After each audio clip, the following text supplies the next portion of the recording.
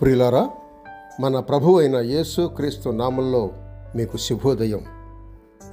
ఆయనను గూర్చి అనుదిన ఆత్మీయ ఆహారం, ఏప్రిల్ 26 శనివారం.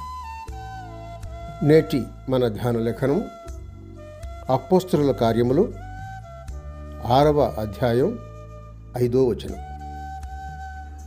ఈ మాట యావన్మందికి ఇష్టమైనందున వారు విశ్వాసముతోనూ పరిశుద్ధాత్మతోనూ నిండుకొనినవాడైన స్తెఫనును, ఫిలిప్పు, ప్రొకోరు, నీకానోరు, తీమోను, పర్మెనాసు, యూదుల మత ప్రవిష్టుడగు అంతియొకయవాడైన నికోలాసు అను వారిని ఏర్పరచుకొనిరి.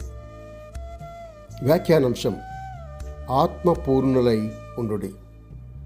వ్యాఖ్యాన అంశం: ఆత్మపూర్ణులై ఉండుడి.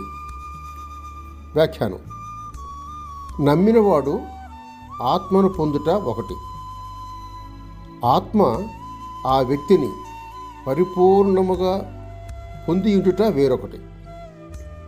అపోస్తలుల దినములలో ఎందరో ఆత్మతో నిండుకొనిన వారై ఉన్నారో చూడండి. 1. బర్నబా ఆత్మతో నిండుకొనిన సత్పురుషుడు అని 11వ అధ్యాయం 24వ వచనం చెప్తోంది, అపోస్తలుల కార్యముల గ్రంథంలోనే. 2వదిగా పౌలు ఆత్మతో నిండినవాడు అని 13వ అధ్యాయం 9వ వచనంలో చూస్తున్నాం.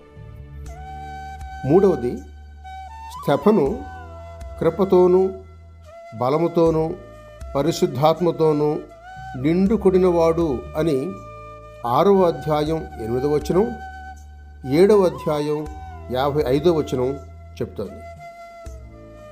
4వదిగా ఫిలిప్పు ఆత్మతోనూ విశ్వాసముతోనూ నిండుకొనినవాడు అని 6వ అధ్యాయం 5వ వచనంలో చదువుతాం.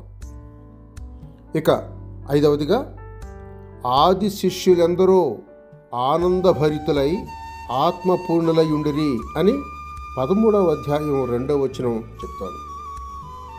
పెంతెకొస్తు దినమున మేడగదిలో సమకూడిన వారందరూ ఆత్మతో నిండిన వారైరి అని 2వ అధ్యాయం 4వ వచనంలో, మళ్ళీ 4వ అధ్యాయం 31వ వచనంలో నిండుకొన్నారు.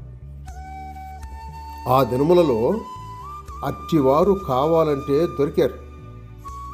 ఈ దినాల్లోనైతే ఆత్మతో నిండితిరా అని ఒకరినొకరు అడుక్కొనము, మరియు ఆ అనుభవం నొందినట్టు లేదు. ఎందుకు లేదు? ప్రసంగికులు మాత్రమే గాక సామాన్యులు కూడా ఎఫెసీయులకు రాసిన పత్రిక 5వ అధ్యాయం 18వ వచనం ప్రకారం ఆత్మపూర్ణులై ఉండాలి.